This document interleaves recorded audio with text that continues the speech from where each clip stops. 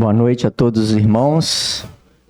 Que o Senhor esteja abençoando a vida de todos aqui nessa oportunidade que o Senhor mais uma vez concede a cada um de nós de sermos expostos à palavra de Deus e de podermos anunciar as maravilhas, as grandezas do nosso Deus através de Cristo Jesus, o que Ele fez por nós na cruz do Calvário. Obrigado pela presença de todos aqui nesta noite, que o Senhor possa falar ao seu coração, que nós possamos estar com os nossos corações abertos, receptivos, para recebermos de bom grado aquilo que o Senhor deseja falar com cada um de nós. Então, que o Senhor nos abençoe em mais essa oportunidade. Nós queremos falar a respeito da justificação dada por Deus através da pessoa de Cristo Jesus. Eu vou pedir o Lucas para colocar aqui para a gente, Romanos capítulo 4, o versículo 25.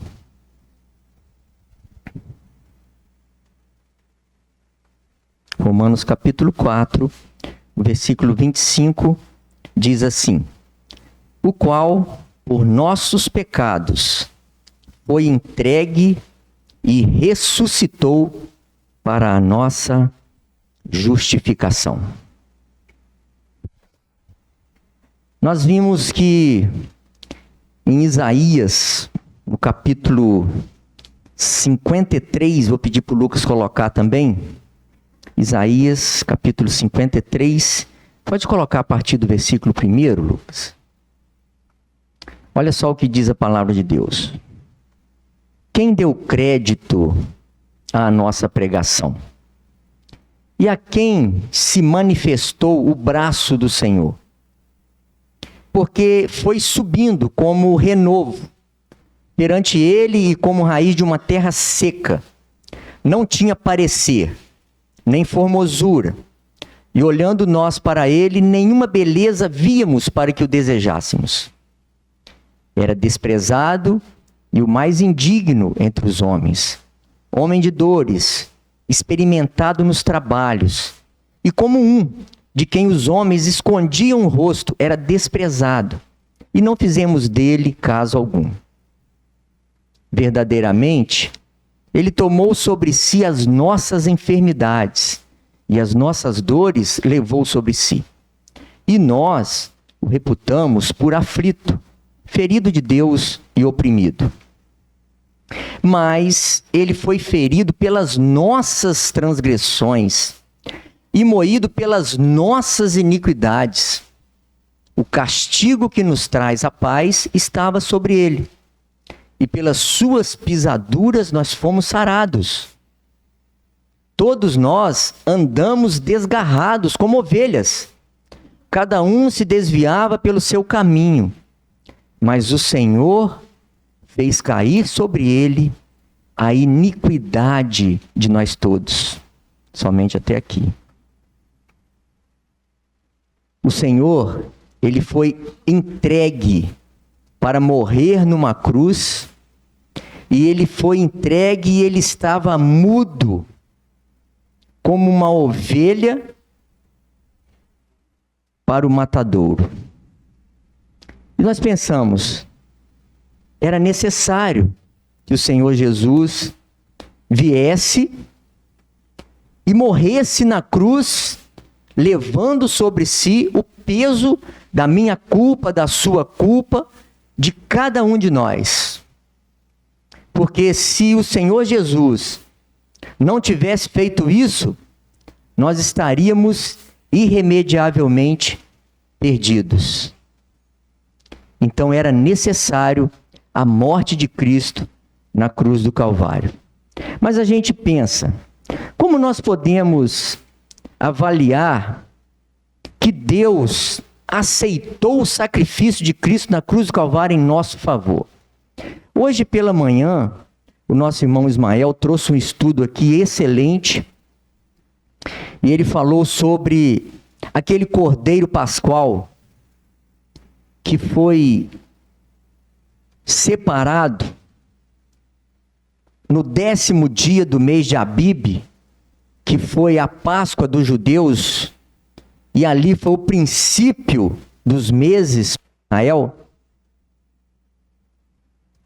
Aquele cordeiro, ele devia ser observado por um período de 4 dias.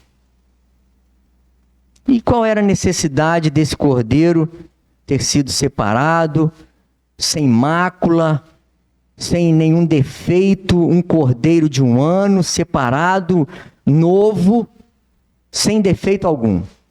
E ele devia ser observado por aquele período ali de 4 dias, para ver se não tinha nenhum problema, não tinha nenhuma falta, nenhuma culpa naquele cordeiro. O Senhor Jesus Cristo foi observado em seu ministério aqui, nos 33 anos em que ele viveu aqui, como homem.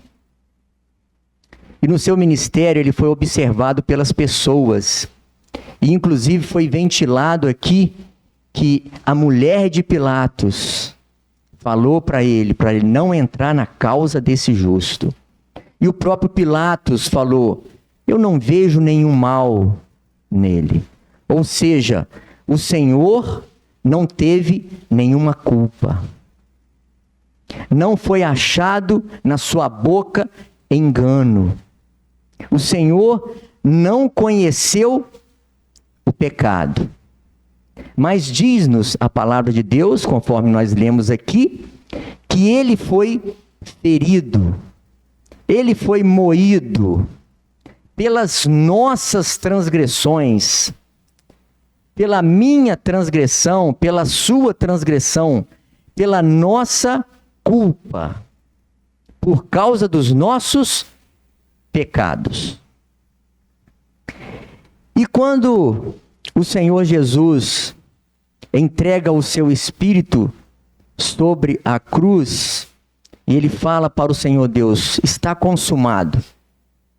Está consumado. Houve trevas sobre a face da terra, 3 horas de trevas sobre a face da terra. Da hora 6ª até a hora 9ª. Imagine bem, meio-dia, um sol quente e de repente escuridão total. O Senhor aceitou o sacrifício de Jesus Cristo sobre a cruz do Calvário. E como nós temos a prova disso? A prova disso é que ao 3º dia ele ressuscitou. Vou pedir o Lucas para voltar a Romanos 4:25 lá. O qual por nossos pecados foi entregue e ressuscitou para a nossa justificação.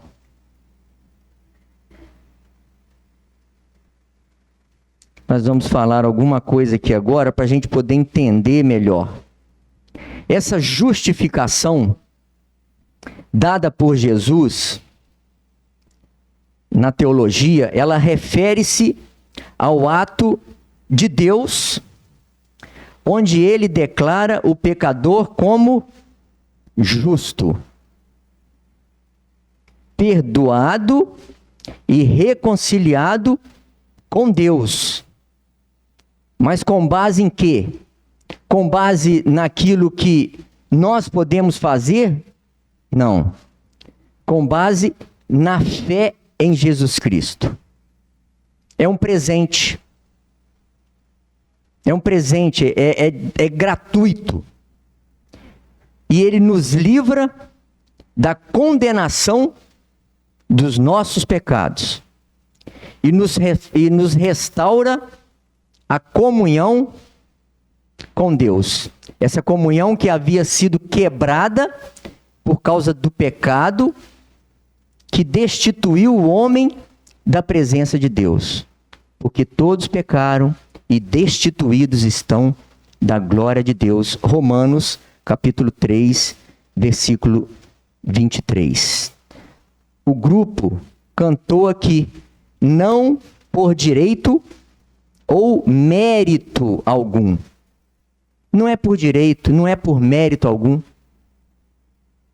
Efésios capítulo 2, versículos 8 a 10, Lucas vai colocar para a gente. Efésios 2, 8 a 10. Porque pela graça sois salvos, por meio da fé. E essa fé, ela está direcionada a Cristo. Por meio da fé. E isso não vem de vós, é dom de Deus.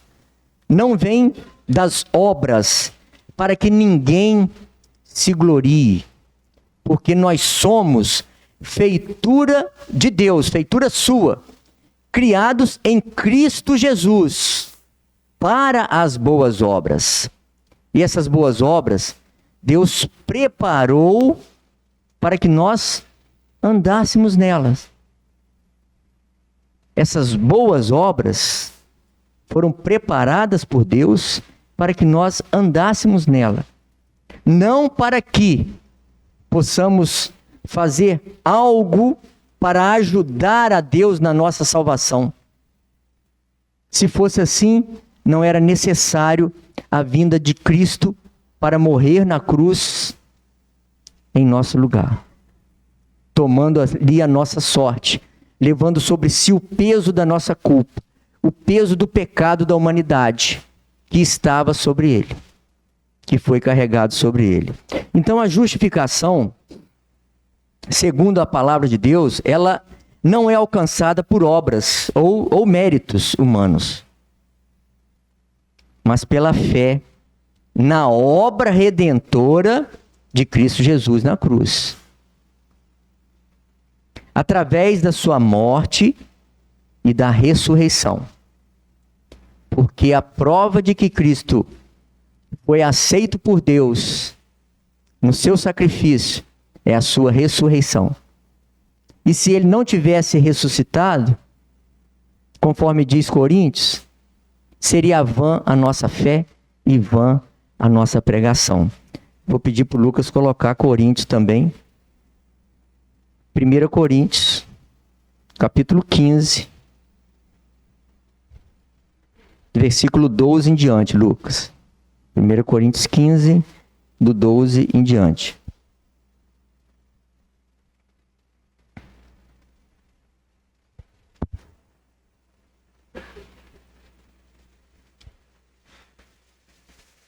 Vamos fazer a leitura.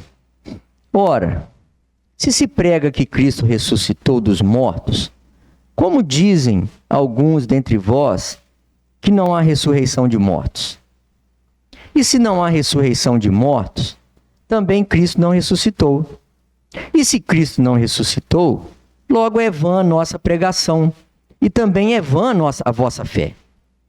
E assim somos considerados como falsas testemunhas de Deus, pois nós testificamos de Deus que ressuscitou a Cristo, ao qual, porém, não ressuscitou, se na verdade os mortos não ressuscitam. Porque se os mortos não ressuscitam, também Cristo não ressuscitou. E se Cristo não ressuscitou, é vã a vossa fé, e ainda permaneceis nos vossos pecados. E também os que dormiram em Cristo estão perdidos. Se esperamos em Cristo só nesta vida, somos os mais miseráveis de todos os homens. Mas agora, Cristo ressuscitou dos mortos e foi feito as primícias dos que dormem. Porque assim como a morte veio por um homem, também a ressurreição dos mortos veio por um homem. Porque assim como todos morrem em Adão. Por que ele fala isso? Porque nós herdamos de Adão o pecado.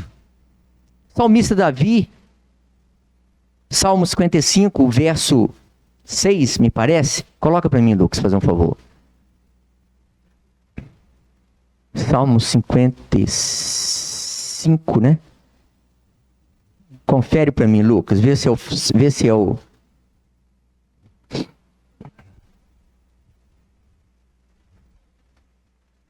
Já está marcado aqui. É Salmo 51, verso 5. Salmo 51, verso 5. É isso aí. Olha só o que o salmista Davi fala, olha. Eis que em iniquidade eu fui formado. Já foi formado em iniquidade. E em pecado me concebeu minha mãe. O que ele quer dizer com isso? Ele já nasceu contaminado pelo pecado. Já nasceu pecador. E nós vemos isso na prática, na nossa vida, no nosso dia a dia, no nosso lidar com as crianças. Você consegue enxergar o pecado ali, num bebezinho. Você toma o celular da mão de um bebezinho, que está ali mexendo no celular, que hoje em dia as mães estão dando, infelizmente, muitas vezes, né? A gente sabe que é prejudicial para a criança, mas muitas vezes está acontecendo isso. Mas toma um brinquedo qualquer da mão da criança, ela vai reclamar. Ela vai achar ruim. Isso aí é uma prova do pecado sendo desenvolvido. Está sendo desenvolvido ali na criança. Está sendo desenvolvido. Isso é uma prova de que nós somos pecadores e nascemos contaminados pelo pecado. O pecado vai se desenvolvendo. Teve uma oportunidade aqui que um dos nossos irmãos trouxe uma mensagem falando a respeito de que o homem morreu quando ele pecou. Mas ele continuou vivo, né? Mas ele morreu. Ele morreu. Morreu física, primeiramente espiritualmente e fisicamente também. Ele continuou vivo, mas foi uma decadência. Foi um processo de morte gradual. E é assim com a nossa vida. Por que que Romanos fala? Romanos 6:23, todos pecaram. O salário do pecado é a morte. Todos estamos caminhando lentamente aqui nessa vida para uma morte física. Mas a morte espiritual, você pode evitar. A morte física aqui, só se o Senhor vier para arrebatar a sua igreja, antes de eu entregar, render o meu espírito, você, cada um de nós. Mas a morte física é uma realidade na vida de todos nós. E não adianta os médicos mais caros, os tratamentos mais avançados, são apenas paliativos na nossa vida. São paliativos que nós vamos tentando prolongar nossa vida aqui, com sofrimento, com dor, com dificuldade. Mas esse é o retrato do ser humano, que caiu diante de Deus por causa do pecado. O homem caído diante de Deus por causa do pecado. Esse é o nosso retrato. Não adianta a gente querer pintar coisas belas, porque a Bíblia diz que o mundo em seu pecado de mal vai a pior. Mas para o problema espiritual, você pode se livrar dessa morte eterna, que diz a palavra de Deus que é a segunda morte. E essa morte eterna, somente para aqueles que não creem em Cristo Jesus. Estar distante da presença de Deus eternamente, num sofrimento eterno. Mas Deus, Ele prova o seu amor para conosco.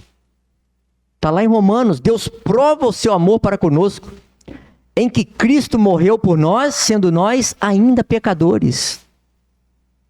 Essa é a prova do amor de Deus para conosco. Deus amou o mundo de tal maneira, João 3,16, que deu seu Filho unigênito, para que todo aquele que nele crê não pereça, mas tenha a vida eterna.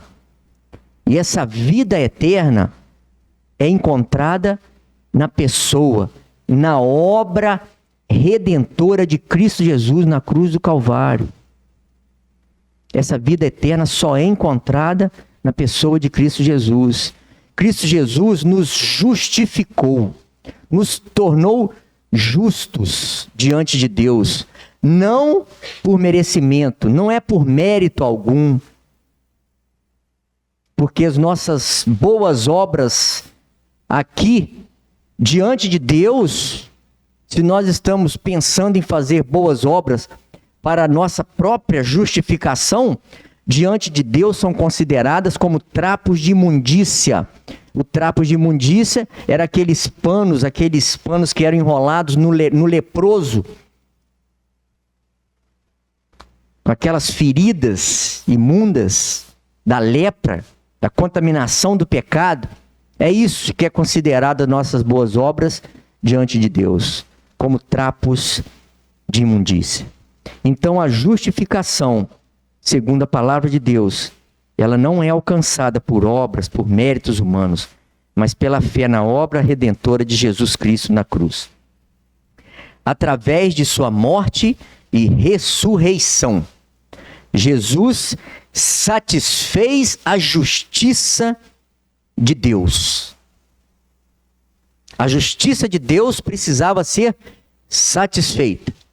E somente através da obra de Cristo, o Cordeiro de Deus que tira o pecado do mundo, que foi aceito por Deus, que não conheceu o pecado, mas ele se fez pecado por cada um de nós. Satisfez a justiça de Deus e abriu o caminho para que os pecadores, eu, você, arrependidos, pudessem crer nele e ser considerados agora justos diante de Deus. Mas é pelo que eu faço, porque eu fiz? Não. É pelo que Jesus fez por nós na cruz. É somente pelo que Jesus fez por mim e fez por você na cruz que ele nos justifica diante de Deus. Ele nos imputa a sua justiça. Não nos é imputado aquilo que nós fazemos, aquilo que nós merecemos, que é o castigo. Mas o Senhor, pela sua misericórdia, pela sua graça, e através da obra redentora de Cristo Jesus na cruz do Calvário, o Senhor Jesus imputa para cada um de nós a sua justiça. Não é a justiça própria de cada um de nós. E a justificação, ela tem alguns aspectos, né? Primeiro, porque ela é gratuita, né? E ela é pela fé. A justificação na pessoa de Cristo, ela é gratuita e ela é pela fé. É um dom de Deus. Nós lemos em Efésios, é um dom de Deus. Ele é recebido pela fé em Jesus Cristo e não por mérito próprio. Tem um caráter também, um aspecto substitutivo. É a substituição. Porque foi Cristo. Recebeu sobre si o peso dos nossos pecados. Jesus assume a culpa do pecador. Ele sofre a punição que nós merecíamos, que o pecador merecia. E ele oferece o que? A sua própria justiça em troca. Ele oferece a própria justiça dele em troca. E tem mais um aspecto também. É o aspecto da reconciliação. É a reconciliação do homem que havia se distanciado de Deus por causa do pecado, agora com Deus. É a única forma do homem se reconciliar com Deus, através da justificação dada por Cristo. Então a justificação, o que ela faz? Ela restaura a nossa comunhão, a comunhão que havia sido quebrada entre o homem e Deus. Então a justificação, ela restaura essa comunhão entre Deus e o homem, que havia sido rompida pelo pecado. E sabe, cada um de nós nascemos com uma consciência, tá? E o senso do pecado e o senso da existência de Deus, eles são universalmente inatos em cada ser humano, tá? Porque isso está na nossa natureza. Isso está na nossa natureza. Então este sentido do pecado e da existência de Deus fluem para dentro da nossa consciência. Mas quantos hoje em dia estão com as suas consciências cauterizadas pelo pecado, não conseguem admitir o erro, não conseguem entender que são pecadores e que carecem da glória de Deus?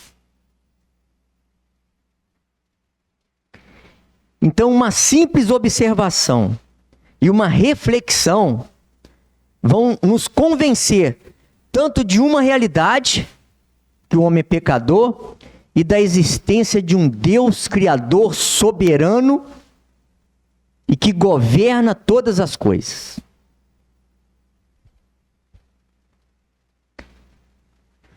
E o que passa após essa simples observação e reflexão? O que acontece? É que o homem passa a ter o senso da necessidade. Que necessidade é essa? Porque hoje em dia, tanta depressão, tanta coisa acontecendo na vida das pessoas, tanto desânimo, tanta tristeza, essa necessidade de resolver esse problema. E o homem busca a solução desse problema de várias formas, nas religiões, nas terapias, e vai. E não acontece nada, porque não resolve, não vai resolver. Somente através de um relacionamento restabelecido com Deus é que o homem vai ter o seu problema, o problema do pecado resolvido. Somente através de um relacionamento restabelecido com Deus, que precisa ser restabelecido com Deus. E vai acontecer o quê? Vai acontecer uma transformação, para a gente encerrar. Vai acontecer uma transformação na vida do homem. Se já aconteceu essa transformação na sua vida, graças a Deus por isso. Mas se ainda houver alguém aqui nesta noite que está ao alcance da nossa voz, ou que esteja nos ouvindo em seu lar, na sua casa, através dessa ferramenta que é utilizada aqui no YouTube, e ainda não sentiu esse senso de necessidade dentro de si, de ter o seu restabelecimento, restabelecer a sua relação para com Deus, ser reconciliado para com Deus, que nessa noite você possa entender a necessidade dessa reconciliação sua para com Deus. Então vai acontecer o que na sua vida? Uma transformação. Embora a justificação seja um ato declaratório, que Deus, através de Cristo Jesus, nos declara justos diante dele, através da obra de Cristo Jesus, ela também tem um impacto na vida do ser humano, levando a uma vida de relacionamento com Deus. E essa vida de relacionamento com Deus, ela requer o quê? Ela requer obediência à palavra de Deus. Obediência e separação. Separação, santidade. santo, separado, justo, separado agora. Você entendeu que é um pecador, você reconheceu que carece da graça, da misericórdia de Deus, e agora você é transformado. Você é reconciliado com Deus através da obra redentora de Cristo Jesus na cruz do Calvário, que te justifica diante de Deus, que traz para mim, para você, para todos aqueles que creem em Cristo, a justificação diante de Deus. E aí, a vida eterna. Lembra quando o Senhor Jesus falou lá em João, no capítulo 1, versículo 11? Veio para o que era seu, o povo de Israel, mas os seus não o receberam. Mas a todos quantos o receberam, deu-lhes o poder de serem feitos filhos de Deus, aos que creem no seu nome. Olha, a gente está vendo agora uma guerra ferrenha entre Israel e o Irã. A gente pode até colocar o povo islâmico de um modo geral aí, porque eles são aliados e eles buscam de qualquer forma aniquilar Israel do mapa. A gente sabe disso. Eles buscam de qualquer forma aniquilar Israel do mapa. E nós sabemos que a consequência disso está lá quando o povo de Israel preferiu um ladrão, um salteador para ser solto e mandou crucificar o Senhor Jesus Cristo. E Pilatos pergunta: o que eu vou fazer desse homem, de Jesus? O que eu vou fazer dele? O povo fala: crucifica-o, crucifica-o. E ele fala que ele lava suas mãos, que ele não tinha nenhum envolvimento com a morte desse justo, mas só que ele lavou suas mãos. E o povo responde: caia sobre nós e nossos filhos o sangue desse justo. E o povo de Israel está sofrendo as consequências dos seus atos. Até hoje. Está sofrendo. E o apóstolo Paulo, ele fala em Romanos, deixa eu ver se eu lembro aqui agora, que eu conversei até com a minha esposa a respeito disso, em Romanos hoje. Acho que ela não está lembrando não. Ah, mas eu lembrei aqui, ó, Romanos capítulo 10, versículos 1 a 4. Para finalizar aqui com esse versículo, tá? Com esses versículos. Os judeus rejeitam a justiça de Deus. A justiça de Deus, sabe? A justificação dada por Deus. Irmãos, o apóstolo Paulo falando, olha, irmãos, o bom desejo do meu coração e a oração a Deus por Israel é para a sua salvação. Ah, Israel não é salvo? Ah, não é salvo não. Veio para que era seus, mas os seus não receberam. Porque lhes dou testemunho de que tem zelo de Deus, eles têm cuidado de Deus, eles zelam, têm cuidado. O apóstolo Paulo é um exemplo disso, da tribo de Benjamim, criado e instruído aos pés de Gamaliel. Judeu de judeus.